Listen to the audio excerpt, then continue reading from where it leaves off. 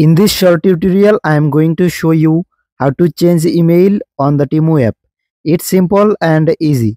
So let's get started.